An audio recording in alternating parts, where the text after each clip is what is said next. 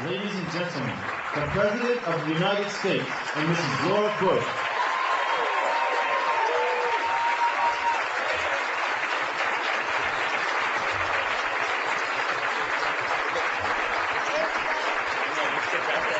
Thank you all. Thanks. Thank you. Go and be seated. Please be seated. Thank you, everyone. What a beautiful day in Albuquerque, right? Great to have the President here, isn't it? Mr. President, you told me often how happy it makes you to be in Albuquerque, in our great state. And I want you to know it makes us happy to have you here. Thank you again for joining us. Mr. President, you believe in America, and so do we. You believe that the United States of America can become all that we want to be, and so do we. We're especially proud that you join us today to speak about something very important to our future. Today, the President's going to talk about a new partnership between the federal government, the teachers of America, the young people of America, and the business people of America.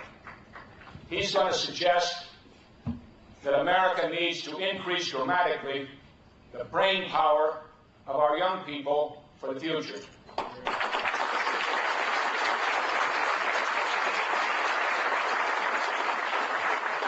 He's going to suggest that we have to challenge our young people to study math, science, physics, and to become expert so that we can continue to produce innovation, technological breakthroughs, so that we can compete with the world, have jobs for our young people, jobs for our future. There can be nothing more exciting. And for us who have been working on this, Senator Bingaman, myself, and others, and for us who have been working on this, the Congress, we're going to help him get it done. Now it's my pleasure to introduce to you for a panel on competitiveness, President of the United States, George Bush. Thank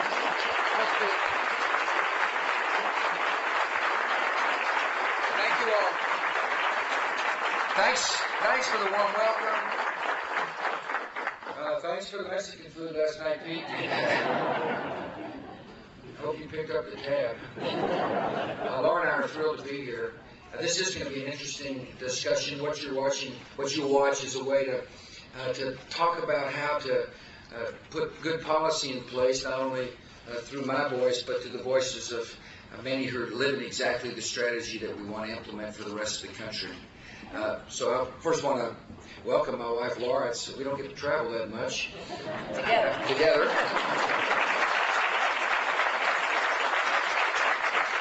We both were raised in West Texas and occasionally slipped across the border, northern Mexico, and every time we did, we were better for it. It's a great state. But you want to have a few words? Well, I'm going to just speak and, as they say in the political business, step off the message a little bit. George is going to be talking today about what we can do to make sure our children are educated and our economy is competitive. But I also just want to remind everyone that earlier this week he signed the proclamation to make February American Heart Month. And a lot of people are wearing their red tie or their red dress. I'm wearing my red dress kit today to remind the American people that heart disease is the #1 killer. It's the #1 killer among women in the United States. A lot of women don't know that, and if they start to suffer the signs of a heart attack or the symptoms of a heart attack, they wait. They don't go to the emergency room like they might rush their husband to the emergency room, but they don't go themselves as fast. So I want to encourage Americans to remember that heart disease is the #1 killer, to talk to people about all the ways we can prevent heart disease through exercise, healthy eating, not smoking, seeing your doctor on a regular basis so you can find out if you have any early signs of heart disease. The other thing that fits into the message that George is going to talk about is we know that if our children have the chance to study more math and science. We'll have even more doctors. We can produce even more doctors and many, many more medical breakthroughs. So remember that February is National Heart Month, and take good care of your heart. Thank you.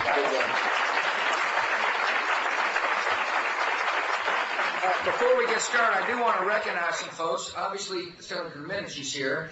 I know you are very proud of his service in the United States Senate. What a good man he is. And with him is Senator Bingham, who's also doing a fine job. What happened the other day was I got a phone call from Domenici, and generally when someone of that with that much power calls, you say, "Yes, sir, Mr. Senator." And he said, "I want to come by, and I want to bring Jeff Bingham with me and Senator Alexander." And I said, "Fine, come on over." And they come over to the Oval Office and sit down. I said, "At your State of the Union, we want you to seriously consider announcing an agenda that we think is important to make this country competitive." And I said, "I'll consider it." One of the things you want to do when you're the president is kind of keep your cards close to your vest. I said, I'll give that serious consideration, Senator. But I knew prior to him coming in that he had looked at the same report I had seen, which is called the Augustine Report. Craig Barrett, who I'm going to talk about here in a second, was on that committee. Chuck Vest, I don't know if Chuck's with us or not. We had dinner with Chuck last night, as well as Norm Augustine himself. But there were a group of distinguished citizens and scholars and business people who started looking out beyond the immediate and asking the question, what does America need to do to remain the preeminent economy in the world so our people can have a good life? And they made some suggestions. And Jeff and Pete, looked at it, fine-tuned it, brought me some ideas. And at the State of the Union, I talked about how to keep this country strong. And I want to give credit to the senators. I also want to give credit to the senators after they get the deal done, too, see? And so I want to thank both senators for being here. I also want to thank the congressman from this district, Tom Udall. Thank you, Mr. Congressman, for joining us. Proud you're here. Two other Congress people, Heather Wilson. Thank you for coming, Heather. Appreciate you. And Steve Pierce from Eastern New Mexico. Yeah. Is it Hobbs? Yeah, Hobbs, that's right. Flying Eagles. That's the name of the basketball team. I do want to thank the mayor, Jim Owen. Mr. Mayor, thank you for being here. I appreciate you coming. You're kind to take time out of your day. Before I talk about the Intel family, I do want to recognize the Vice President of the Navajo Nation and his wife, Virginia. That would be Frank Dayish. Frank is here. Good to see you again, Frank. Yeah. The reason I want to bring up Frank and Virginia is that their daughter, Staff Sergeant Felicia Dayish, is with us. She has been to Iraq twice. Thank you for serving. God bless.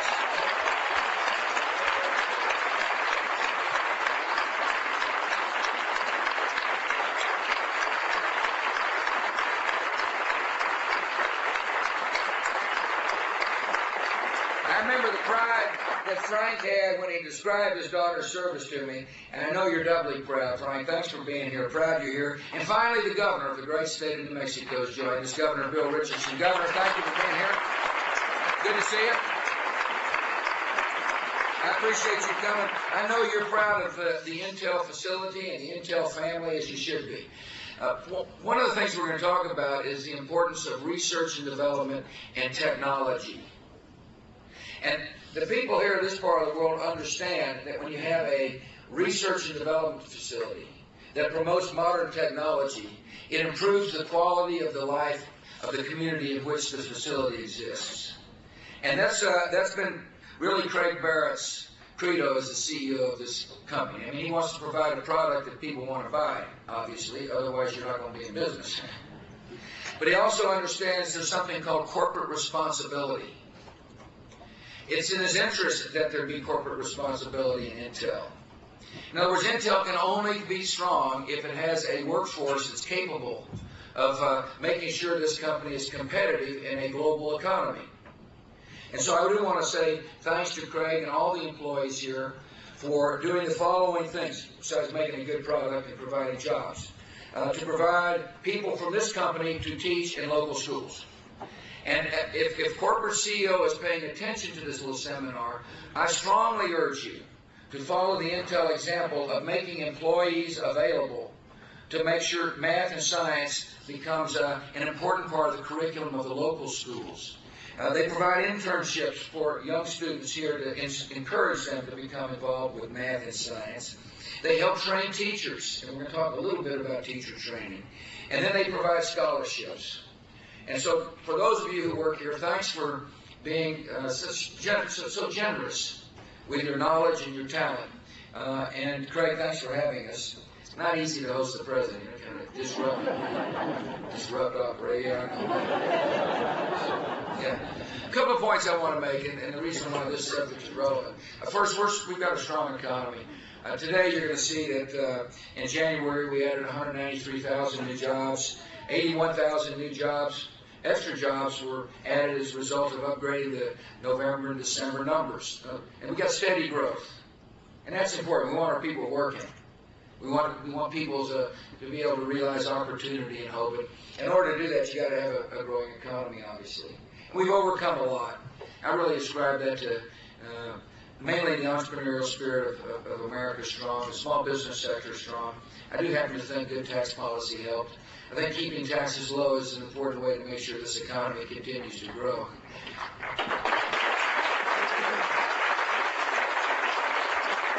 But what's interesting about the numbers is that beneath there's a certain amount of uncertainty amongst some in America. That, you know, we've got a lot of competition, and people begin to see an emerging China and India, and that makes people uncertain. It creates certain anxiety when they hear the stories about India and China beginning to grow robustly, or jobs going to India and China, or India and China consuming a lot of natural resources. Secondly, there's a lot of turnover in the job market. People are changing jobs, and that creates uncertainty. And during times of uncertainty, we get faced with certain choices. And there's a tendency throughout our history, our economic history and foreign policy history, to withdraw. Times of uncertainty sometimes encourage folks to say, well, why do we need to compete? Why don't we just come within ourselves? Why don't we protect ourselves off from the world? Why do we need to be trying to spread freedom when the world is a dangerous place? Why don't we just come home? And I strongly reject that notion. And I want to explain to you why. First of all, with an enemy that lurks, if we were to withdraw, it would only embolden the enemy and make this country less secure. If we were to withdraw from the world, it would be a missed opportunity to lay the foundation of peace for generations to come by spreading liberty and freedom. See, part of my foreign policy is this. I believe that there is an Almighty, and I believe that the Almighty's gift to everybody on the face of the earth, regardless of where they live, or regardless of their religion, is freedom. And I believe deep in everybody's soul is the deep desire to live in freedom. And I believe that this country, if it were to retreat, would miss an opportunity to help others realize their dream. And I also know that history has proven that free societies yield the peace that we all want. Secondly, when it comes to competition, the world is going to be competitive whether we're in the mix or not. For example, this competitive world is going to demand a job skill set that emphasizes math and science, which we'll talk about here in a second. And if our kids don't have the talents necessary to compete, those jobs won't go away. They'll just go to another country. I mean, we're in a global competition. Here's my attitude. With the right policy, we can compete with anybody, anytime, anywhere. This has been the history of America, and it's going to be the future of America. We should not fear the future because we intend to shape it. This American economy leads the world, and we're going to continue to lead it. And here's how. Good fiscal policy out of Washington, D.C. Making sure that this economy is flexible. When you say that, that means there's not a lot of rules and regulations that prohibit capital moving freely and people making investment. And we've got to have an energy policy that gets us off this dependence on Middle Eastern oil. I spent a lot of time on that before. I'm going to spend a little more time on it next week. But I'm going to tell you something. With research and development and technology, we can change it. the fuels we put in our cars, and we can become less dependent on unstable sources of energy overseas. And if we intend to be the leader of the world, we've got to do that. It's a goal that can be achieved, and it's a goal that's necessary. I've talked about health care, and we'll continue in the past. I want to talk about trade real quick, and then we're going to talk about the education initiative.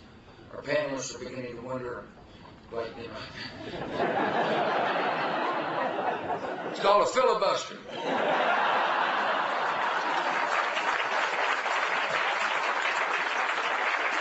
There's a lot of talk about trade. The first sign that the country is becoming protectionist is when we refuse to ratify trade agreements. That's a sign. It's an indication that the elected officials are beginning to get worried about the capacity of this country to compete. It's hard to get trade agreements through Congress. And I'm worried that that is an indication that we're losing our confidence. But if you're working at Intel, you better be for open trade, because 80% of the products this company makes are sold overseas. Yesterday we were at 3M in Minnesota. It's a great United States company, very much like Intel. 60% of the products they manufacture are overseas, get sold overseas. We're 5% of the world's population, which means the rest of the 95% could be and should be customers to United States products, either grown or manufactured. Now, the role of the government, it seems like to me, is to not only open up markets for our products, but at the same time say to our competitors and or other markets, treat us the way we treat you. That's all we ask. In other words, level the playing field. It is very important, if this country is to remain competitive, that we do not lose our nerve, that we open up markets for our products, that we level the playing field, because nobody can outcompete us when the rules are fair. And let me talk about education. So that's kind of that's part of the cornerstone of making us competitive, shaping our destiny, refusing to lose our great desire to continue to lead. But perhaps the most important thing of all is to make sure that we lead the world in innovation and technological development, and make sure we have a workforce that has the skill sets necessary to do so. And that's really the heart of the American Competitive Initiative. And that's why we're here at Intel. Again, I want to repeat to you, of all the people who understand the connection between technology and jobs ought to be the people in this part of the world. I remember when this plant didn't exist, and neither did much of the neighborhood around it. I mean, one of the most exciting things that's happened to the Albuquerque area is the arrival of Intel. Not only because it's provided good jobs, but the spin-off of those jobs, the small businesses that have occurred as a result of this amazing kind of center of brilliance came here. I want to talk about three things, and then we'll start visiting. And here's some things, practical things the government can do. First of all, the government can't do everything. The government is a partner. For those of you who think the government can solve all problems, this is not the way it works. Most problems are solved locally. First, one thing the government can do is to spend money on research, so we can be a partner with enterprise. You realize that the internet came to be as a result of federal government research in the basic sciences. In other words, research yields practical applications that improve people's lives. That's what I'm trying to say. And so I proposed to Congress that we double basic research programs in physical sciences over the next 10 years.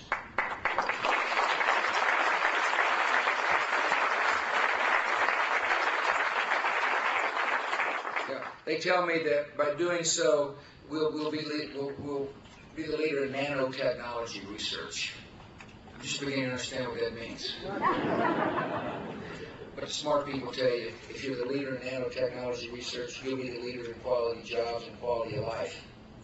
The second thing that Congress needs to do is to encourage private investment in research and development. As a matter of fact, if this makes sense, most of the research done in the United States is done through the private sector. About 2/3 of it is done through private sector research. So 15,000 companies take advantage of what's called the Research and Development Tax Credit. It's part of our tax code. It says if you spend money on research, you'll be rewarded through the tax code. It seems to make sense if we're trying to encourage people to spend private sector dollars. The problem is that the research and development tax credit is only a temporary measure. And so you're a CEO of a major company like Intel or a CEO of a small company that's thinking about spending research dollars, and you're uncertain as to whether or not that research and development tax credit will be available. People don't plan big amounts of money to invest on a short-term basis. It's important to provide stability in the tax code so that the planners and thinkers and investors have confidence that if they make an investment 5 years from now, the reason they made the investment in the first place, besides trying to improve product line, the reason they made the reason they made the investment because of the tax incentive will still exist. And so Congress needs to make the research and development tax credit a permanent part of our tax code to encourage more private sector research to keep America on the leading edge of innovation.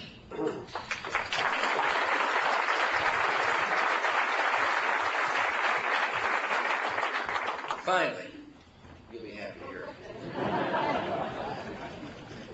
How do we make sure the folks who are going to be running this economy, our workers and entrepreneurs, have the skill set necessary to do so? How do we encourage people to stay focused on math and science? And that's really an important subject. Here's what the government can and should do. First of all, we passed No Child Left Behind. It's a great piece of legislation. It basically says, let's raise standards and measure. I can remember people say, why don't you want the government to cause people to measure? I said, because we're spending a lot of money. If you're running a business and you're spending money, you want to measure. You want to look at results. People in America want to know, you see. And if a child can't read at the 3rd grade, we want to know why. We also want to be able to analyze curriculum to determine if that's one of the reasons why. And equally importantly, by diagnosing, you're able to say this child deserves extra help. I strongly believe all government is locally controlled. However, I believe that it's the responsibility of government that spends money to say to those who are designing the curriculum, please show us whether or not you're achieving results, and if not, correct what you're doing and solve problems early before they're too late. We need to extend that same spirit that we've got in reading in the No Child Left Behind Act into math. Now, the positive news is that we're doing fine relative to the rest of the world in math in the early grades. You know why we know? We measure. I can remember when I was governor of Texas and we didn't measure, people say, gosh, my schools are doing great. Until the kids graduated from school and they couldn't read very well and they had to be re-educated in college. Measuring lets you know. Measuring lets you compare. And measuring lets us know how we're doing with the rest of the world. If we're in a competitive world, we want to make sure our students can compete. We're doing fine in the 4th grade. We're doing lousy in junior high.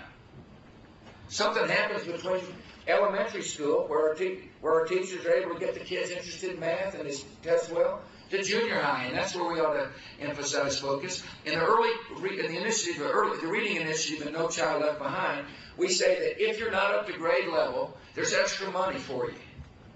It's called supplemental services. There's extra money to correct problems early before they're too late. We're now going to ask Congress to apply that same supplemental service to junior high kids in math. If the kids aren't testing well in math in junior high, they're part of the fall off. Let's intervene. Let's make sure there's tutorials available, after school, mathematics available for these children so that they can remain competitive. And they'll go to high school. So how can we open high school?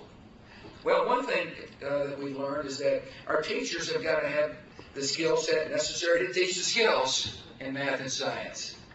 And one effective program, and Laura and I are fixing to go to Dallas after this to herald this program, is an advanced placement program.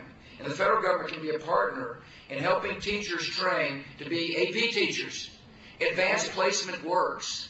Advanced placement raises standards. Advanced placement gives teachers the tools to teach kids to take this advanced placement test, which is a measurement. It's a go-by to determine how competitive our workforce can be in the 21st century. And finally, we want to get 30,000 adjunct professors into classrooms. That's a fancy word for saying we want engineers and chemists and physicists in places like Intel or retired professionals to go in the classroom and excite students about the possibility of math and science. That's what we need. We need role models. We need people walking into a classroom full of youngsters and say, you're not going to believe how cool this profession is. You're not going to believe the horizons that will be available to you. And one of the things Craig has encouraged Intel to do is do just that. And so here's an initiative that makes sense. Here's a chance for Republicans and Democrats to put aside all the foolishness that's going on in Washington and come together and get something done for the future of this country. And I want to thank you all for giving me a chance to lay out the strategy. And now I want to turn this over to Craig Barrett. He's the CEO of this company. He himself, he probably won't tell you this, but I will, was an engineer, highly qualified engineer. I asked him last night, where he spent most of his youth. He said on the Stanford campus. And here he is now the CEO of one of the great companies. He was able to take his degree, for those of you who are interested in whether or not a degree makes sense. He took his engineering degree, and now he runs one of the world's preeminent companies. And he's sitting right here. Go ahead.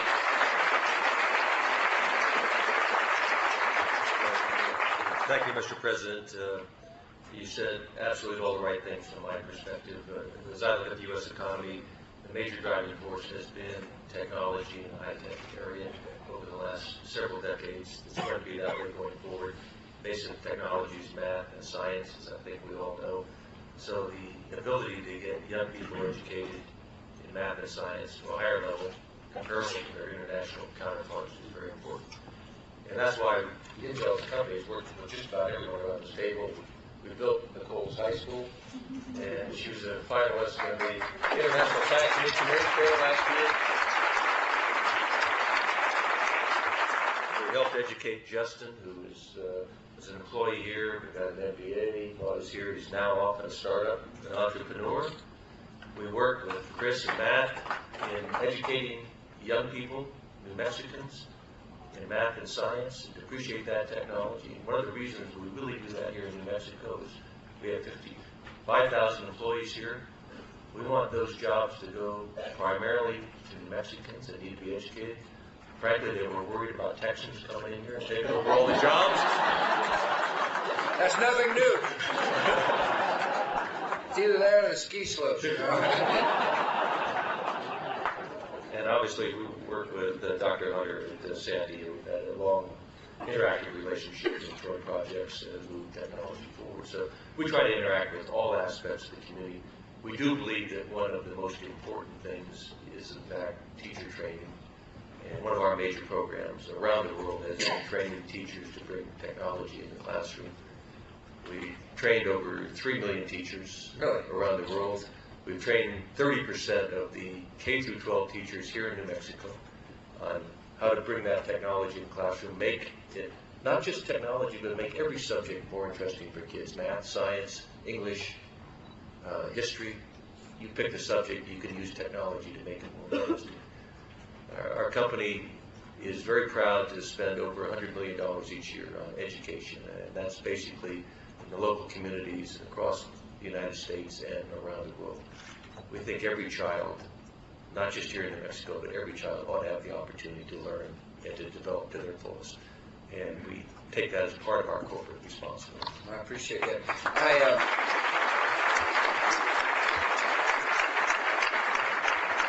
One of the good things about being the president, you tend to draw cameras. Good or bad, depending on your perspective. I hope people listening hear what Craig has just said, those particularly CEO America, corporate America, that there is such thing as corporate responsibility. So I take this responsibility serious. It's in your interest, by the way, to help train a teacher. It's in your interest to provide a scholarship. It's in your interest to help a young group of Americans learn math and science, because after all, if you intend to stay in business, you better have a workforce that's capable. And so thanks for setting such a good example. Thanks for joining us. We're also joined today by Tom Hunter. He's the president of Sandy. The last time I was with him, we're standing out kind of in a desert area, and he fired up one of these new solar research beams. All I can tell you is I was glad I wasn't at the other end of the beam. But they're doing some good stuff when it comes to research and development here at Sandia. Welcome. Thanks for being here. What's on your mind? Thank you, Mr. President. Well, I should say it's a real pleasure today to represent our institution, about 10,000 most committed to investment in the national security role and support for our economy and our energy future. It's probably important to say, though, that this initiative could not have been more important to the future of the country, and it could not be more important to me. If I look back on my life, I actually was born a number of years ago, but in a place and time when opportunities weren't that great. I was the middle child of a recently widowed mother, and the economic conditions were not good.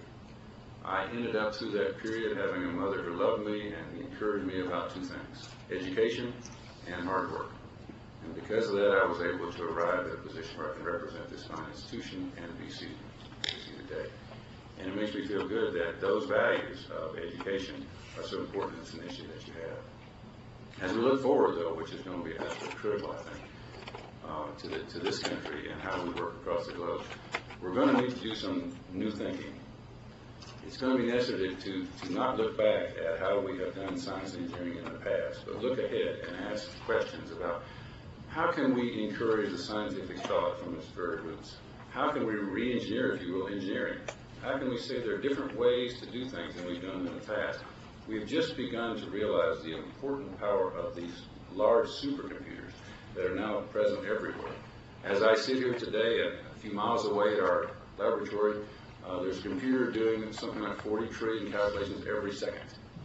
And that allows people to realize and see things they could never have dreamed of years ago. We're also seeing now, and Intel being one of the most prominent examples, small little, what I call small, smart things that will redefine how all of our lives work, from our ability to understand the functions of the human body, to how we process information, to how we provide lighting, all those questions. And finally, as you said, looking very deep at the atoms themselves and asking, how can we build them up in a way that allows new materials to be created? How can we understand how they go? This nanotechnology phenomenon is opening a new frontier. So as we think about educating this next generation of scientists, engineers, technicians, it's really critical that we just think differently and newly about how we can have a prominent role in those areas across the globe. Our view is to help, a view of ourselves and our institution is to help partner with all the people that you see on this table and to try to bring forward new ways to look at education and support for education and be prominent in that. And we have a large number of partnerships to do so, not only here, but with every university across the country. And it's proud to be able to be a part of that. Proud you called such prominent attention to it. Thank you for being here. Tom, let me ask you something. I think it's very important for people listening to understand when you say nanotechnology, that it's got an application to their life. And when the federal government says we're going to spend money on research, that the taxpayers got to understand that there's something their life's going to improve. And the question is how. The other day I was talking about how research is, how technology has changed our society. And I ended with the example, I remember driving across, Texas, playing the license plate game. And now they're driving across Texas, watching a DVD, and it all happened in 20 years. But when you talk about supercomputing, will have an application that could help somebody, or nanotechnology, share an example. Well, let me give you an example. If you look at the lights in this room or other places, you'll find that about 20% of electricity is devoted to lighting, just to make lights at night and as we see today. If you can understand how to change the atoms in one of these little photodiodes and rearrange them in such a way that you could put a little electricity and out would come light, then you can end up by a factor of 10 changing the energy consumption just into lights all across the globe. The issue, of course, is how you make white light. Today we can make lots of red light and other colors, but we can't make white. So with research, going in and bending the atoms around a bit, we can figure out how to make that lighting just so much more efficient. And I predict, like DVDs in the cars across Texas, that you'll see lighting in a few years, which is all done by other means, and save us an enormous amount of energy. Yesterday we saw nanotechnology being applied to a fuel membrane that will go into a hydrogen-powered automobile at some point in time, which means we'll be using hydrogen as opposed to extract from oil, the byproduct of which will be water. And it's coming. And technology and research will help us achieve that. We want to be the ones with the hydrogen breakthrough. It means there'll be jobs here for Americans, but it'll improve your quality of life as well. Okay, thanks. Good job, Matt. Welcome. Tell everybody what you do. Okay, I'm Matt File. I'm a faculty member at TDI Community College in Albuquerque.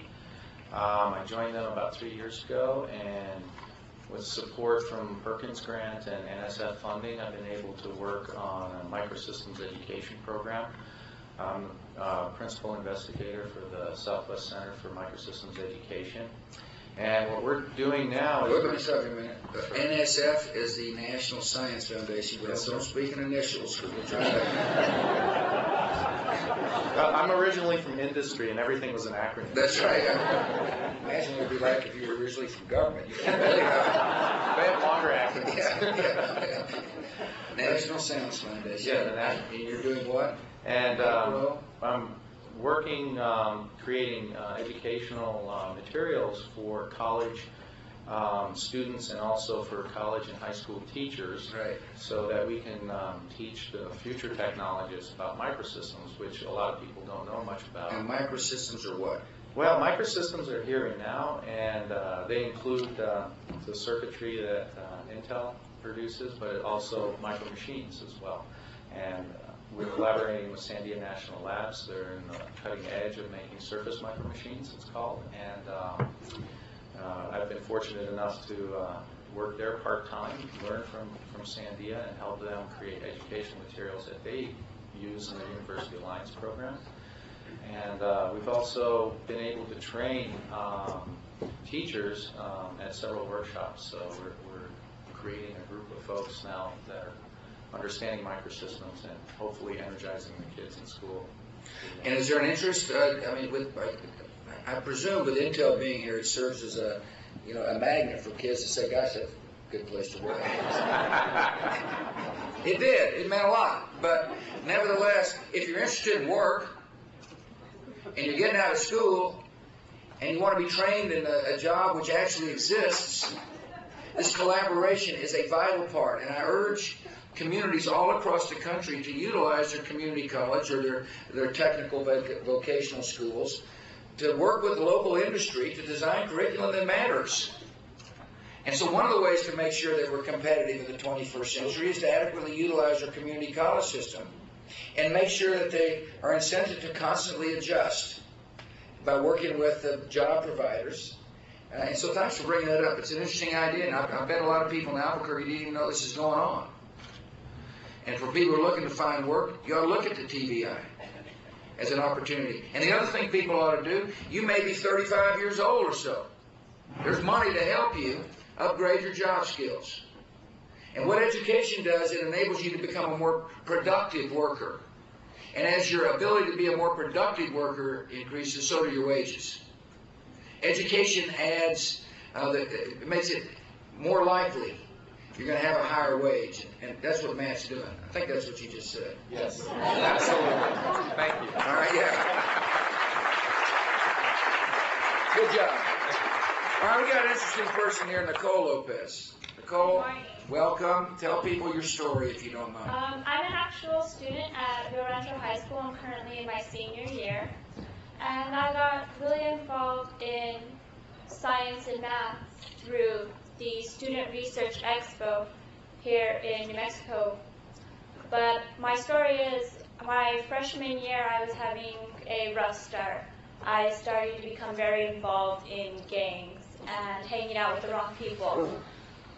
If it wasn't for two teachers to pull me out, my mentor, Terry Lynn Vigil, who's been with me for 4 years, and Mr. Russ Fisher-Ives, who I call just to check in and see how he is and see how I'm doing.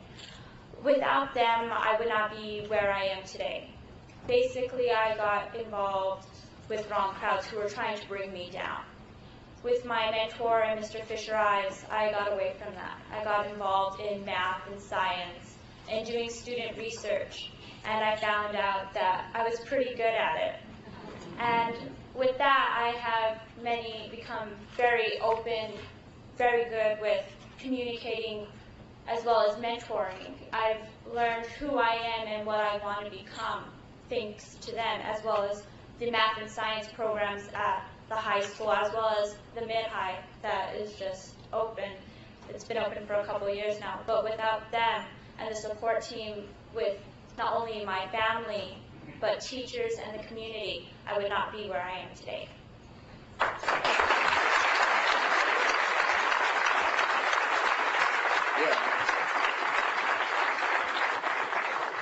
You have learned to communicate. That was fantastic. So, what are your dreams? I plan on going to the University of New Mexico and majoring in civil engineering. Fantastic.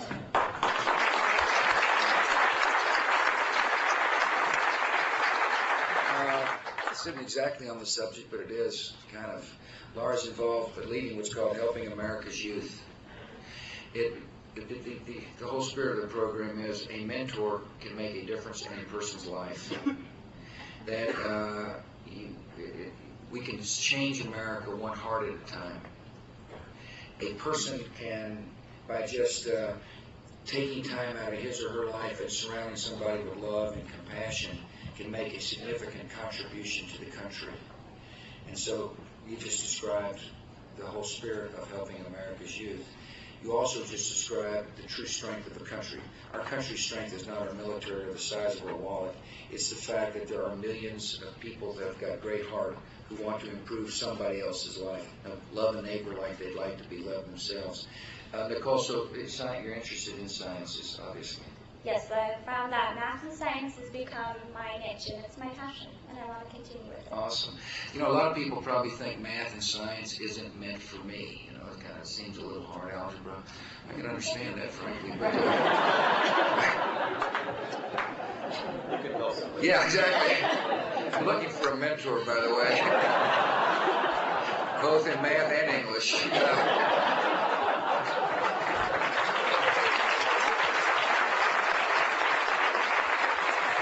But I hope people listening hear Nicole's story that, you know, take a look at math and science. You know, I'm sure there's some, you know, kind of the nerd patrol. It's not, it's the future. That's what Nicole just said. She said the future is engineering and physics and chemistry and math. Chris Buck, really good job, by the way. Thanks for coming. Thank you for having me. Are you a mentor, sir? Yes, she is. She's here? Yes. Where is she? Are you there? Thank you for being here. Huh? Oh, your mother, your first mentor. Hi, Mom. How are you? Yeah, you're the main mentor. Thanks for coming. Appreciate it. Chris Bach is with us. Chris, why don't you give everybody your job description? Yes, sir. I've been with YDI for the last 33 years. Chris. I'm sorry, sir. YDI, TBI, all of these. Youth Development Incorporated, we're a nonprofit that reaches out into the community, and very much like Nicole's story, understand that each and every young person has dreams and hopes. They may be coming from a different life situation that may, and they may appear to be a little rough around the edges and not be able to compete. But through efforts like the Intel Computer Clubhouse, you know, reaching out into communities, into poor communities where these kids are don't have access to the technology that others might have, exposing them to that technology, and watching them bloom, just as Nicole has bloomed here. We're taking kids from public housing and bringing them into the computer clubhouses.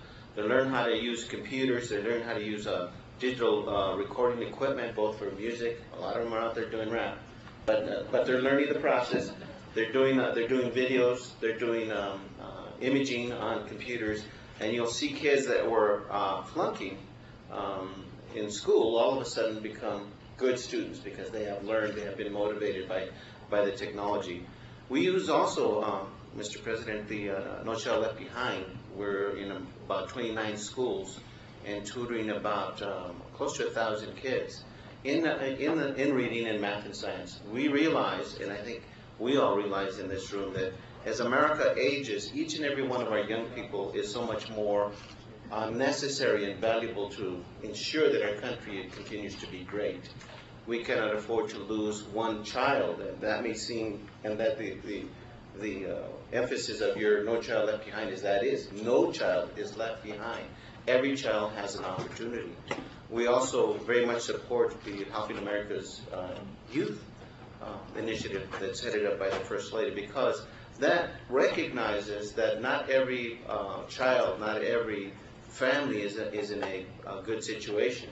We understand through our programming that using, for instance, the Workforce Investment Act, that giving young people opportunities to work, to learn through work, that they have self-worth, that they prepare themselves for the future.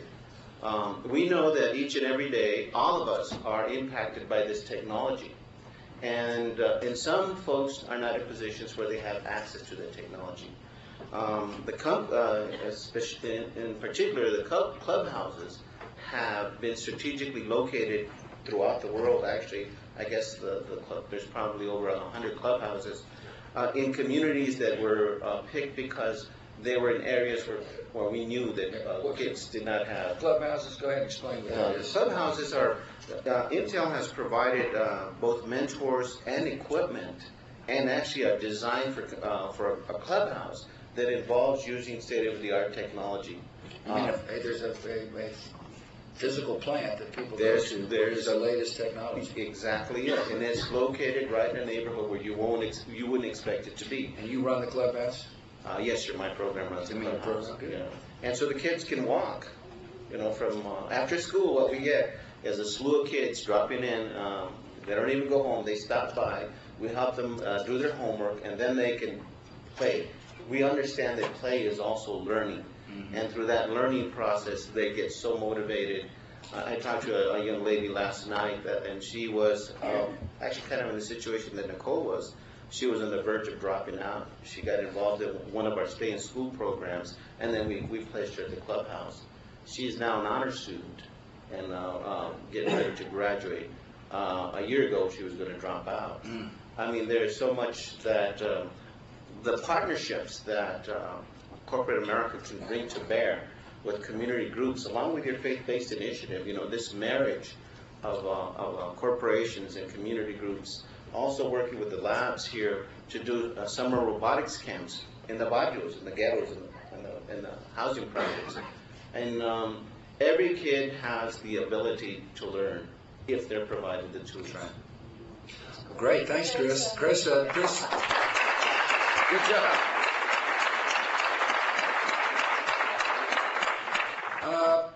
Chris just laid out the strategy, which is government, corporate, community involvement, all aiming at making sure that we save the lives of our children, and not only save the lives, but give them the skills necessary to be productive leaders into the 21st century. You're right, old guys like us, we better be, count on the next generation. Now we better make sure they got the skills. Finally, one of the things in America is that we want to make sure that we're entrepreneurial heaven. And by that I mean that if you've got the instincts and the drive to start your own business, that you'd be comfortable in doing so. The government can't guarantee your product's successful. We can guarantee hopefully good legal policy, good tax policy, good regulatory policy, so go for it, And one of the things I noticed about our country when I travel the world is we really are entrepreneurial heaven. And we got people from all walks of life saying, I want to realize my dream. One of whom is Justice Sanchez. Welcome, Justin.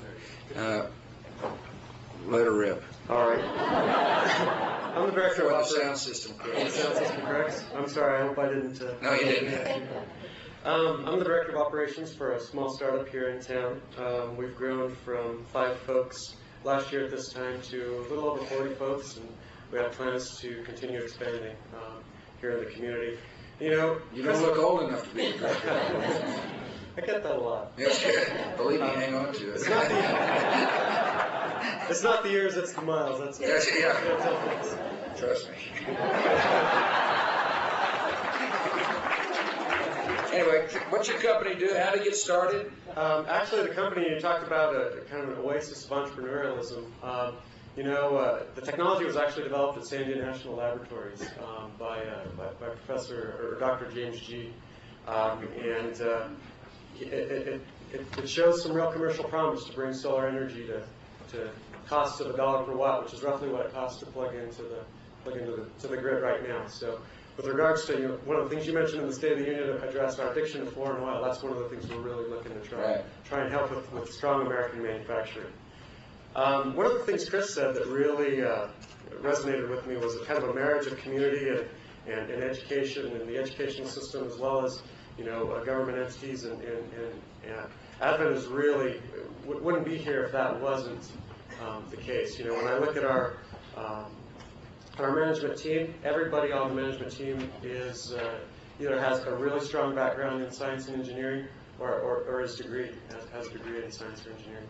As I look down the ranks from the operator all the way up through the your engineers on the rigs, they're all very strong in math and science. And when I think about American competitiveness, it will come from math and science and moving forward there. Do you have a math or science degree? I do. Where were you raised? I actually was born and raised in Raton, New Mexico, the northeastern part of the state. I'm a New Mexico native. High school? What's that? Where'd you go to high school? High school, Raton High School. Raton High? It was a good place to go. My mother was an elementary school teacher, so she instilled in me the value of education from very young. I went back to school at MIT, where I graduated with a degree in materials science. Joined Intel for 7 years. Had as Dr. Barrett said, got a great education there. I told you to give him a raise. Yeah, that's right. Yeah. Actually, and was able to go back to MIT through Intel for the Leaders for Manufacturing program. Oh, fantastic! I was able to get an MBA and a master's in science. Really? Yeah. And so you got Advent. So what is the dream of the company? I mean, one of these days, when you're successful, how's that going to change our lives? Clean, cheap energy. Well, what form? We're going to have little Advent units on top of our homes? Absolutely. Yeah. Absolutely. I think it's going to happen. I think what you're talking about is that one of these days our homes are going to be little sources of power, and to the extent that we have excess power, we'll feed it back into the grid. That's right. That's absolutely correct. Yeah. And how far away are we from that in terms of your thinking? Solar is a technology that's time has come, and I think with some of the more recent innovations and some of the things that we're doing now, in the next 5 to 10 years, you could see that happening. Yeah. One reason why it makes sense for the taxpayers to have research and development into solar energy, which we're doing through the Energy Department, and in collaboration with Sandia Labs, is because he's just describing a product that's going to come as a result of the research money spent, and that is, it's conceivable that you'll have a little unit on top of your house that'll power your own house, and that to the extent that you don't use the power generated from the unit, you actually sell it back to the grid, so you become a mini power plant. Absolutely. Mini power plants. Yeah. And what's the average age of your team, would you say? Average age of the team? Well, that's a good question. Management Probably team. about 30? 40? Yeah. Okay. Oh, the management team or the team? Management team. Management team, it's probably closer to 50. Really? Yeah. So you're bringing down the average. Bring it down. We want Justin Sanchez's of the country to dream big dreams and to think big. This guy's, look at the product they're thinking about. I mean, it is a big idea.